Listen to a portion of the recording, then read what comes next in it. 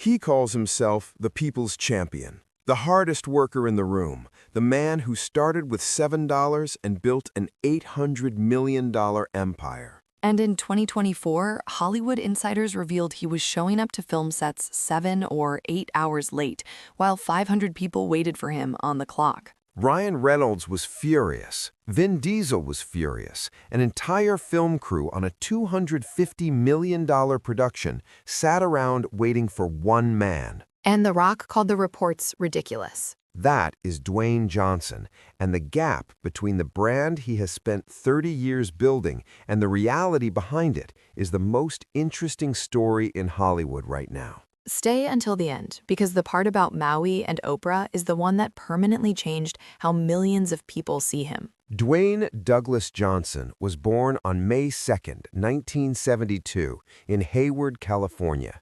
His mother, Atta, was Samoan. His father, Rocky Johnson, was a black Canadian professional wrestler who became one of the first black tag team champions in WWE history. A household built around performance, toughness, and the idea that your body is your most important tool. But the early years were not the motivational poster version of the story that he tells on late-night television. The family moved constantly. 14 different states before Dwayne finished high school, evictions, financial instability that never seemed to end.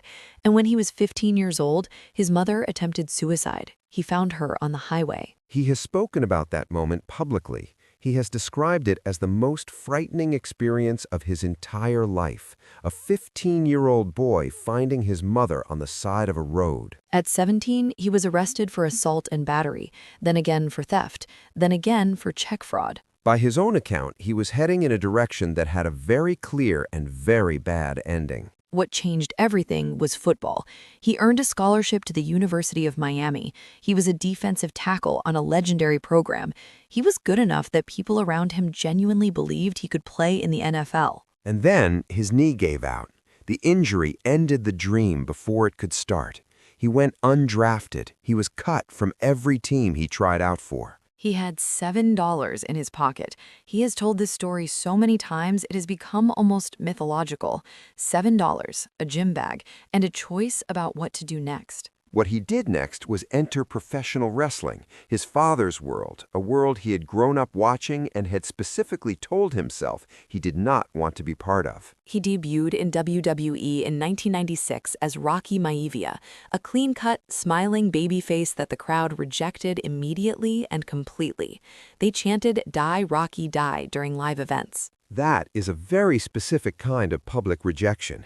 Thousands of people paying money to be entertained, deciding that you specifically are the thing they do not want to see, and making sure you know it. Most people would have walked away from that. He did the opposite. He reinvented himself entirely. He became The Rock, cocky, arrogant, genuinely funny, charismatic in a way that could not be faked or manufactured.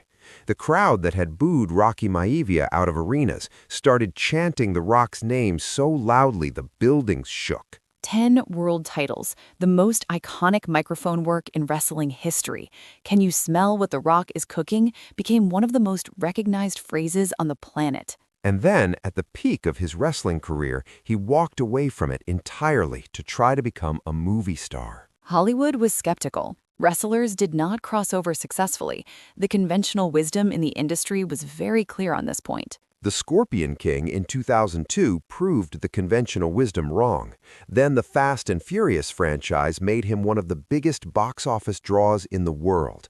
Then Jumanji. Then Red Notice on Netflix for $100 million. The highest paid actor in Hollywood for multiple consecutive years. He built a brand around one specific and very powerful idea, that Dwayne Johnson is the hardest working person in any room he enters, that he wakes before 4 in the morning to train, that every achievement is earned through discipline and gratitude and relentless effort. It is a genuinely inspiring story, told in a genuinely compelling way. Millions of people have built their own motivation around it. And then 2024 arrived, and the brand started showing its cracks. The Wrap published an investigation into the production of Red One, a Christmas action film starring Johnson and Chris Evans.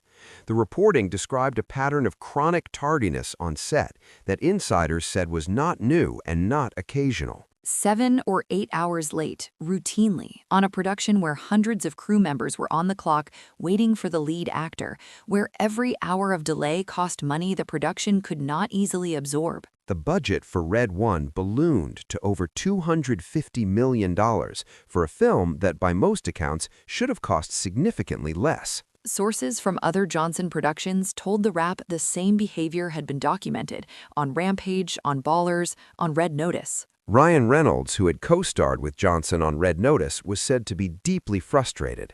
Vin Diesel had called him out publicly years earlier in a social media post that described his behavior as unprofessional in ways that required a producer to step in. Johnson's response to the Red One reporting was to call the specific figures ridiculous.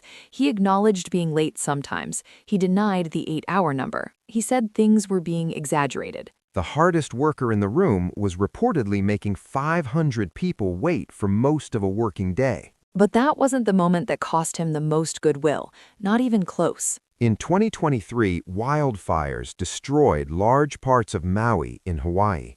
Over 100 people died. The destruction was estimated at $5.5 billion. Entire communities were gone. Dwayne Johnson is half Samoan. He has built a significant part of his public identity around his Pacific Islander roots. His connection to that community is genuine and has been expressed consistently over many years. He and Oprah Winfrey announced the People's Fund of Maui together, a fund designed to get direct financial support to families who had lost everything in the fires.